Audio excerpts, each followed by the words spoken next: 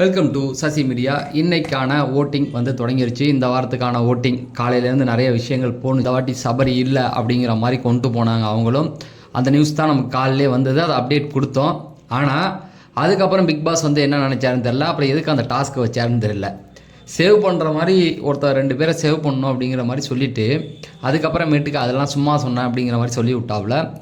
சரி, அது அந்த நாமினேஷன் ப்ராசஸ் 1 ஹவரில் டைம் கொண்டு வரணும் இல்லையா, அதுக்காக ஏதோ பண்ணியிருக்காங்க மாதிரி. அதுதான் வந்து எனக்கு பார்க்கும்போது புரிஞ்சது. அது 1 ஹவரில் வந்து ஒரு 10 நிமிஷம் இல்லை ஒரு 5 நிமிஷம் ஒரு இது கட்டால் கொஞ்சம் சுவாரஸ்யமாக இருக்கும் அப்படிங்கிற மாதிரி கொண்டு வந்திருக்காங்க. இந்த வார நாமினேஷனில் வந்து எல்லாருமே வந்துட்டாங்க. அதில் வந்து எல்லாருமே போய் பச்சை மிளகா சாப்பிட்டு சேவ் பண்ணது வந்து சபரி, சாண்ட்ரா. சபரிக்கு வந்து 5 பேருமே வந்து சபரி பேரை சொல்லியிருக்காங்க வீட்டில், சபரியை தவிர. சாண்ட்ராவுக்கு மட்டும் வினோத் மட்டும் சபரியை மட்டும் சொல்லிட்டு சாண்ட்ரா பேரை சொல்லாமல் விட்டார்.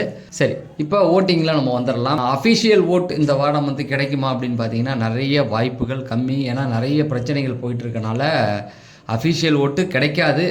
மீறி வந்துச்சுன்னா நம்ம சொல்லலாம். அன்அஃபிஷியலில் ஃபஸ்ட்டு இடத்துல இருக்கிறது கானா வினோத் தான். 43.82%, 20,498 ஓட்டுகள். பர்சன்டேஜ் அவருக்கு வந்து இந்த வாட்டி ரொம்ப அதிகமாக இருக்குது. ஸோ ரொம்ப அதிகமாக இருக்குது அப்படிங்கும்போது அந்த ஓட்டுகள் அதிகமாகிருக்கு. மேபி கமருதீனுடைய ஃபாலோவர்ஸ் இவருக்கு அவங்களும் சேர்ந்து இவருக்கு ஓட்டுகள் போடலாம் அப்படிங்கிற மாதிரி தான். ஏன்னா பர்சன்டேஜ் திடீர்னு 43 எகிரிடுச்சு.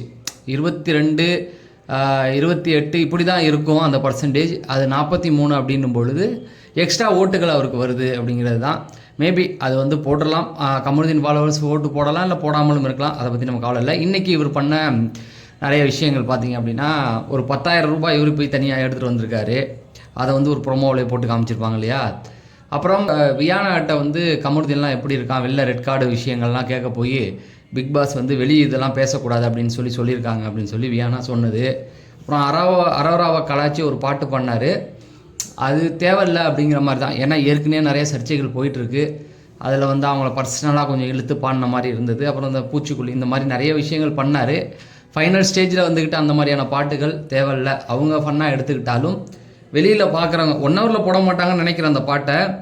ஆனால் வெளியில் லைவ் பார்க்குறவங்களுக்கு என்ன இவ்வளோ இதாக பாடுறாரு அப்படிங்கிற மாதிரியான ஒரு தாட்டை கொடுத்துரும். அதெல்லாம் கொஞ்சம் நிறுத்திக்கிறது நல்லது அப்படிங்கிற மாதிரி தான். இந்த 1 வாரத்துக்கு 2 வாரத்துக்கு இந்த பர்சனலாகவே போவேணாம் அப்படிங்கிறது தான். அவர் பாட்டுக்கு அமைதியாக இருந்துட்டு, ஏன்னா எல்லாருமே வந்துடுவாங்க வீட்டுக்குள்ளே. நிறைய பேர் எல்லாருமே வந்ததுக்கப்புறமேட்டுக்கு அவங்க கூட ஃபன் பண்ணுறது கரெக்டாக இருக்கும் அப்படின்னு தான் தோணுது. அடுத்த இடத்துல இருக்கிறது திவ்யா. 22.95, 10,733 ஓட்டுகள் வாங்கி 2வது இடத்துல இருக்காங்க. அவங்களுக்கான ஓட்டுகள் ரொம்ப தாறுமாறாக வந்துக்கிட்டு இருக்குது. கானா வினோத், திவ்யா இவங்க 2 பேருடைய ஓட்டுகளுமே வந்து ரொம்ப தாறுமாறாக இருக்குது. இவங்களுக்கு எக்ஸ்ட்ரா யாருடைய ஓட்டுகளும் வர முடியாது. ஏன்னா பொறுத்த வரைக்கும் இவங்களுக்கு அகேன்ஸ்டாக தான் ஓட்டுகள் விழுறதுக்கு வாய்ப்புகள் இருக்குது. காரணம் பார்த்தீங்கன்னா அந்த கடைசி மொமெண்ட் வரைக்கும் பார்வதி கிட்ட பெரிய ஃபைட் எடுத்தது இவங்க தான். வெளியில் போடி நீ அப்படிங்கிற அளவுக்கு கடைசி வரைக்கும் ஒரு ஃபைட் எடுத்துக்கிட்டு இருந்தாங்க. மேபி கமருதீனுடைய ஃபாலோவர்ஸ் வந்து கொஞ்சம் ஓட்டு போடுறதுக்கும் வாய்ப்புகள் இருக்குது. ஏன்னா அந்த கடைசியாக கமருதீன்கிட்ட போய் கொஞ்சம் நின்று அமைதியாக பேசி அவங்க 2 பேரும் இப்படி பேசிக்குவாங்கன்னு சத்தியமாக எதிர்பார்க்கல. இல்லை கடைசியாக அவன் கண் கலங்கி போகும்போது இவங்க நின்று நீ சொன்னால் ஏற்றுக்குவியான்னு தெரிலன்னு ஒரு சில விஷயங்கள் பேசினாங்க. அவங்க 2 பேருமே வெளியில் நல்லா க்ளோஸாக தான் பழகியிருக்காங்க.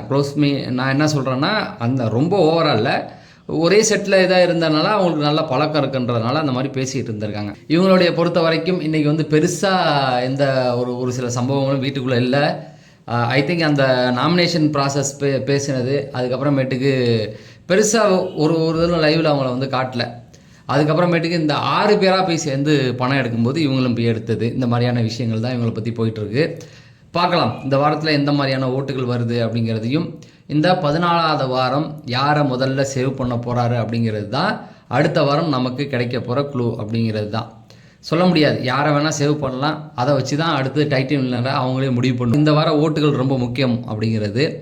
அடுத்தது பார்த்தீங்கன்னா சபரி 15.9, 7,436 ஓட்டுகள் வாங்கியிருக்காப்புல.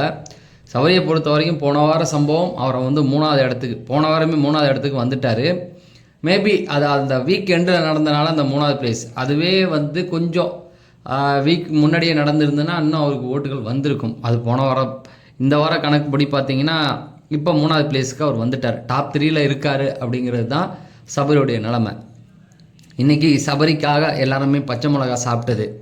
அதுக்கப்புறமேட்டுக்கு இவரும் அரோராவும் போயிட்டு ஒரு 40,000 ரூபா பணம் எடுத்துகிட்டு வந்தாங்க.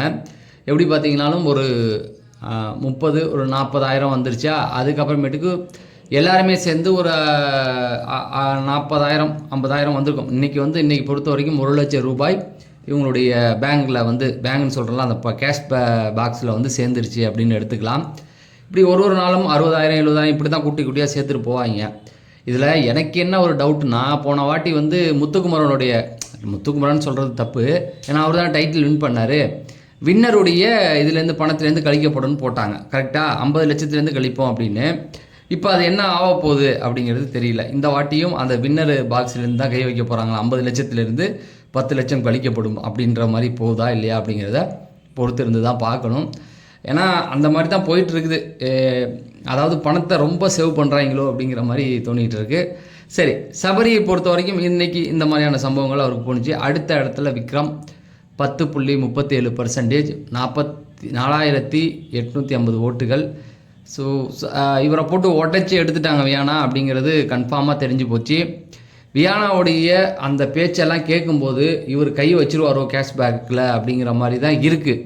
ஏன்னா அதில் கையை வச்சு நம்ம எடுத்துட்டா நம்ம எப்படியும் ஃபைனலுக்கு போக போகிறதில்ல அப்படிங்கிறத அவர் தெரிஞ்சுக்கிட்டாரு. வியானா சொல்கிறத வச்சு விஜய் சேதுபதி போன வாரம் புரட்டி எடுத்தது, இவங்க சொன்னது, இதெல்லாம் வச்சு அவர் கணக்கு எடுக்கும்போது அவர் நேற்றே சொல்லிட்டாரு, நான் தான் இன்றைக்கி வெளியில் போவேன்னு நம்பிட்டேன், அந்த அளவுக்கு தான் போச்சு அப்படிங்கிற ஒரு விஷயத்த சொன்னார். அதுவும் இன்றைக்கி வியானா வந்து சொல்கிறத பார்க்கும்பொழுது கண்டிப்பாக 2 விஷயம் நடக்கும். ஒன்று, கேஷ் பாக்ஸில் இவர் கை வைக்கிறதுக்கு கண்டிப்பாக ட்ரை பண்ணுவார் அப்படிங்கிறது நல்லா தெரிஞ்சிருச்சு. இல்லைனா வீக்கெண்டில் இவர் வெளியில் போகிறதுக்கு வாய்ப்புகள் இருக்குது. அதே இதில் தான் சாண்ட்ராவும் இருக்காங்க. 6.96, 3,257 ஓட்டுகள். இவங்களுக்காகவும் இன்றைக்கி எல்லோரும் பச்சை மிளகா சாப்பிட்டாங்க. இவங்களும் வந்து வீட்டில் இருக்கணும், சேவ் பண்ணணும் அப்படிங்கிற மாதிரி இவங்களையும் வந்து சொன்னாங்க. பட் பிக் பாஸ் எல்லாருமே இந்த வாரம் உண்டு அப்படின்ட்டாரு. விக்ரம் சொன்ன அதே பாயிண்ட் தான், அதிக பணம் வந்தால் இவங்க வந்து அதை கை வைப்பாங்க அப்படின்னு சொல்லி வெளியில் ஒருத்தர் சொல்லிகிட்டு இருக்காரு. அது எவ்வளோ பணம் அப்படிங்கிறத கணக்கு தெரியாது. ஒரு 5 லட்சம் வந்தால் கூட அவங்க எடுக்கிறதுக்கு வாய்ப்புகள் இருக்குது. ரெண்டாவது இன்னொரு விஷயம் என்னென்னா, பிரச்சனை வந்து இவங்களை எடுக்க வைக்கிறதுக்கு வாய்ப்புகள் இருக்குது. நாளைக்கே அனுப்பிட்டாங்கன்னா உண்மையான ஸ்டேட்டஸை சொல்கிறதுக்கு வாய்ப்புகள் இருக்குது. அது ஒன்று. ரெண்டாவது, இந்த வீக்கெண்டில் இவங்க 2 பேர் தான், வேறு ஆப்ஷனே கிடையாது. அரோரா கிடையாது. பாக்கி எல்லாருடைய ஓட்டுகளும் ரொம்ப டாப்பில் மேலே ஏறிக்கிட்டு இருக்குது. இதுக்கப்புறம் போன வாரம் நடந்த மாதிரி ஏதாவது ஒரு சம்பவம் நடந்தால் தான் கீழே இருக்கிற விக்ரமோ சாண்ட்ராவோ மேலே ஏறலாம். ஏன்னா ஓட்டுகள் தொடங்கின கொஞ்ச நேரத்திலேயே தாறுமாறான சம்பவங்கள் போயிட்டுருக்கு. கொஞ்சம் பொறுத்திருந்து தான் பார்க்கணும் என்னென்ன மாற்றங்கள் வருது அப்படிங்கிறத. நம்ம அடுத்த வீடியோவில் சந்திப்போம். நன்றி, வணக்கம்.